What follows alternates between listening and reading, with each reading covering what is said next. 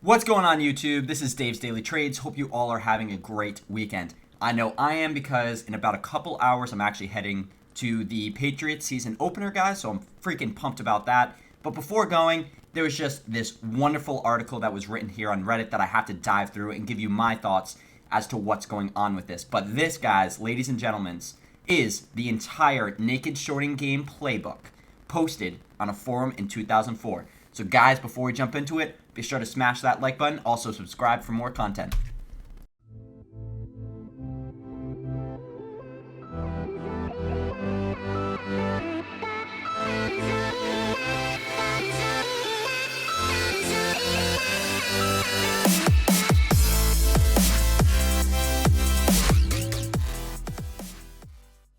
All right, guys, without further ado, let's jump right into this. So this article was actually written back in 2004, as we can see right here, 3/7/2004, at roughly 8 o'clock at night, guys. So jumping back a very long while ago, and just goes to show that these games have been played for literally decades now, and I'm sure that this has actually gone on predate of 2004 and even in the early 90s as well. So let's jump right into this. So we come across a new term called seller boxing. So what the hell is this? So there's a form of securities fraud known as naked short selling that is becoming very popular and lucrative to the market makers that practice it. It is known as seller boxing and has to do with the fact that the NASD and the SEC had to arbitrarily set a minimum level at which the stock can trade. This level was set at 0.301 or 100th of a penny, guys. So very, very low levels. Right before, of course, we hit that $0 level. This level is appropriately referred to as the seller. This 0.001 level can be used as a backstop for all kinds of market maker and naked short selling manipulations. So kind of taking this one step deeper, guys, essentially what happens is you have a company like Blockbuster or Sears that of course went down to levels just like this. So essentially the people holding the quote unquote bag in this case are the old shareholders that have literally held the share for decades. And of course, you have a couple new investors who are trying to flip penny stocks as well. But 0.0001 is right before you hit that $0 level, which is the stock just does not exist anymore. So those people that are holding the stock are bag holding. And essentially what happens is you have the spread of a stock. You have the bid and the ask. But when it's 1/100th of a penny, guys, you don't have too many people coming into the stock to buy it. So essentially, these people who are holding the bag or holding the security is trapped in the seller trying to get out and trying to free up their assets with any type of movements. And that is essentially why we have the term seller boxing. And of course, guys, you do have regulatory bodies that come in and say, okay, for most stocks, we are going to ban this from ever happening. But of course, market makers are always finding those gray areas in the loopholes. So they decide to actually head south to the OTCBB in pink sheets, which of course are those penny stocks, where all of the protective measures put in place, such as Rule 10A and the NSAD, Rules 3350, 3360, and 3370, are non-existent, guys. So that means they can get away with a lot of the fuckery that goes on here. And that's essentially exactly what they're doing with Blockbuster and other penny stocks that were shorted to oblivion. So the unique aspect of needing an arbitrary seller level is the lowest possible incremental gain above this seller level represents a 100% spread available to market makers making a market in these securities. So guys, that is freaking huge. You have a share that is literally 1/100th of a penny. The next available ask on that side is 100% gain, guys. So this is exactly where they're making their money and literally using these gray areas through these penny stocks to make these arbitrage positions. And arbitrage positions is almost a guaranteed gain on that security. Really, the biggest thing here is how do you take a stock that is trading at, for instance, $20 and bring it down to this low price of 1/100th of a penny? Of course, that is not easy, and for someone like retail to step in and do it, it's nearly impossible. But for instance, when we have these dominant market makers in the market who are constantly flooding the system with counterfeit shares that can be sold at instant time, and various other ways.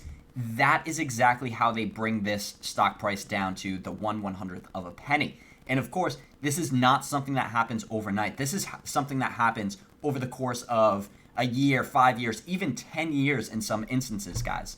And exactly how they do it is a garden variety, I love that actually terminology right there, of naked short selling. In fact, the market maker is large enough, such as Citadel, Melvin Capital, and various other famous short sellers, as you could say here, large enough has enough ability to buy and sell orders as well as the order flow. You can simultaneously be acting as the conduit for the sale of non-existing shares through the Canadian co-spiring broker-dealers and their associates, with the opposite hand and the right hand in this instance, naked short selling into every buy order that appears through its own proprietary accounts, guys. And this is just where it gets mind-boggling. So the key here and what really needs to be done is you need to be a dominant enough market maker, like I said in the past, to have visibility of these buy orders. So you need to see all these buy orders coming in and create these counterfeit naked shorts on the other hand. And that's exactly how they drive that price down from, let's say, $20 over the course of years down to 1/100th of a penny, which is just absolutely insane. So this is referred to as broker-dealer internalization, or naked short selling via desking, which refers to the market maker's trading desk. So essentially what's going on here, guys, is you have some very close market makers who are all kind of working together in this. And this is why we think it's the much larger piece of lots of people all working together with the same goal to bankrupt companies and to really profit like no tomorrow on this. So essentially, you have all of these buy orders coming in, and before they can even reach that level 2 data, which of course retail has some jurisdiction into and some visibility into, they're already creating those naked short shares to drive that price down even more, guys, which is just absolutely crazy. So they're literally just flooding the victim's company. Of course, we're just going to stick with Blockbuster here, with counterfeit shares that can be sold at any instant in time. The left hand is nullifying any upward pressure in share price by neutralizing the demand for securities. So of course what happens, you have, let's say, 100 buy orders come in. That is going to move the price just a little bit depending on the float. And of course we're just using 100 as an example here, guys. Anyways, at that exact same time, because the market makers have ridiculously complex algorithms, and really because of these algorithms, they're able to see these shares being bought in the market, create these counterfeit shares, which create that neutral effect. So the price, in fact, does not move at all. Where do we go from this? And really my first question while reading this is, how the hell can the quote-unquote system allow this to happen in the market? And really, I hate to say this, guys, but it is really because of how retail trading goes about its practices. So, of course, what we're going to look at here is the regulations of the NSCC subdivision, which, of course, is the DTCC. The loophole that allows the DTCC, which is basically the 11,000 BDs in the banks that we refer to as quote-unquote Wall Street, to borrow these shares from these investors naive enough to hold the shares in the quote-unquote street's name as their brokerage firm. And, of course, guys, this amounts to about 95% of us, the retail traders out there in the market. And what happens is this borrow was designed to allow traders to clear and settle the involved legitimate 1 or 2 days delay in delivery. This borrow is being unbeknownst to the investor that purchased the shares in question, and amounts to probably the biggest and largest conflict of interest known to mankind. And I mean, guys, this is just blaring with issues here, that our entire system is flawed, and you do have those big players that are in the market who are making immense amount of money on the behalf of retail investors. And this is really where Gary Gensler and the entire SEC needs to investigate and create an equal marketplace for retail investors. And until this happened, guys, I mean, this has happened, and this article was written in 2004. We are in 2021 now, guys, and there is no excuse that the same tactics are still going on today, which is just absolutely mind-blowing and something that needs to be done. Really just jumping back to an earlier note, guys, An interesting phenomenon that does occur at these seller levels, since the NSAD rule of 3370 allows market makers to legally naked short sell into the market characterized by a plethora of buy orders at a time when few sell orders are existent. A market maker can theoretically legally sit at that 1/100th of a penny level and sell the non-existent, those fake shares all day long, because no bid and 0.0001 ask, there's obviously a huge disparity between buy orders and sell orders. And what tends to happen every time the share price tries to get off the seller floor and into the first step of the stairway to 0.001, there is somebody there to step on the hands of the victim's corporation's market. And this just happens time after time again.